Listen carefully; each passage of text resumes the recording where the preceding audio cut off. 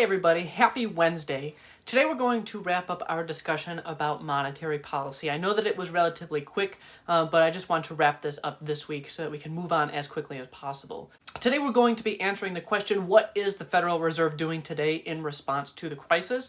And that leads us into today's QOD then.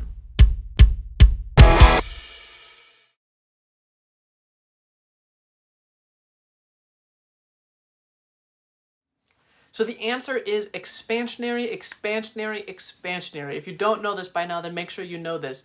The goals of the Federal Reserve and the federal government are the same during inflationary and recessionary gaps. So during a recessionary gap, right now, during a recession, when it seems like we're going to be entering one, the federal government and the Federal Reserve are going to be engaging in expansionary policy. So it's going to be expansionary monetary policy for right now. What exactly that means is what we're going to get into today. Remember that during expansionary monetary policy, the Federal Reserve is trying to increase the money supply to try to get more cash flowing in the economy. So how can we do that? We're going to look to see if there are three tools. What are they doing right now? The first thing that we'll talk about is bonds and open market operations. Take a second and pause this video and see if you can remember from your notes and from the video yesterday, what would the Federal Reserve, if they want to increase the money supply, if they want banks and consumers to have more liquid cash, what are they going to do with bonds? Well, during a recession, we would assume that the Federal Reserve would be buying bonds from banks because they would then take the bonds from the banks and then they would give them cash in return. That would get more cash in the banks, and then that in turn would get more cash to consumers. And the Federal Reserve is definitely doing that. They're right now planning to purchase about $500 billion worth of bonds from banks. The second tool that the Federal Reserve has is the reserve requirement. So what should the Federal Reserve do during a recessionary gap? How much should they tell banks? Should they increase the amount or decrease the amount that banks need to keep in their vaults? During a recessionary gap, they should decrease the reserve requirement because then banks have more money to be giving out for loans and they just have more cash to be allowing other consumers to have. So in January of 2020, the reserve requirement was about 10%. So banks had to keep 10% of all of their money actually in cash in the banks. In mid-March, the Federal Reserve actually changed that percentage, and they changed it actually to 0%, which is pretty nuts, and we haven't seen that something before. So banks are still keeping cash on hand because it's a good idea to have that cash, but banks could be spending all of that money in order to make more profit for themselves and in order to have more consumers have that money. To talk about the final tool, the discount rate that the Federal Reserve has for banks, I want to head to the primary source corner real quick so we can talk about that.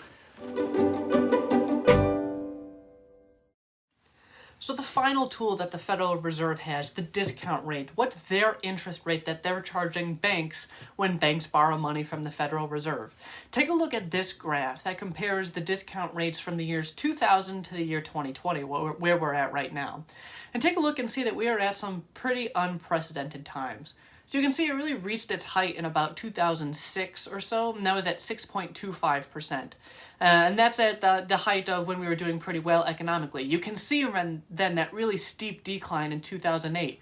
2008, the worst economic situation that America has been since the Great Depression, so that's what we would expect. We would expect the Federal Reserve to lower rates when we were entering recession, and we certainly were in 2008.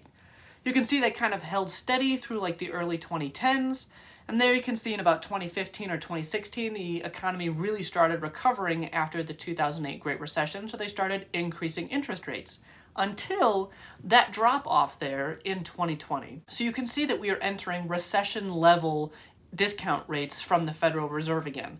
We actually have hit a pretty low that the Federal Reserve now is only charging 0.25% interest when banks are borrowing. And again, what's the goal of this? Why is this chart important? Well, the goal is the Federal Reserve then is trying to make it easier for banks to borrow money from the Federal Reserve, so it will then make it easier for the banks to give money to regular consumers.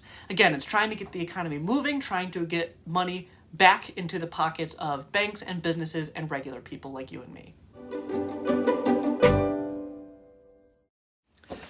So the Federal Reserve is seeing the same indicators that we looked at last week. They're seeing unemployment go up, and they're noticing that we are probably on the edge, that we're going on that downward slope in the business cycle. And so they are responding with expansionary monetary policy. So as we looked in the primary source corner, we saw that discount rates are going down. We know that reserve requirements are also going down, and we know that the Federal Reserve is buying bonds from banks in order to get more cash flowing. Your task for today then is a relatively quick one. On Schoology, there's a Google Doc with a very short NPR article, and on the article I have highlighted certain actions that the Federal Reserve has taken in 2 different colors. Really, all I want you to do is just look at what I've highlighted and explain to me what tool is the Federal Reserve using in that highlighted part, and what's the expectation, what's the hope. Your monetary policy notes are going to be very helpful to you on this.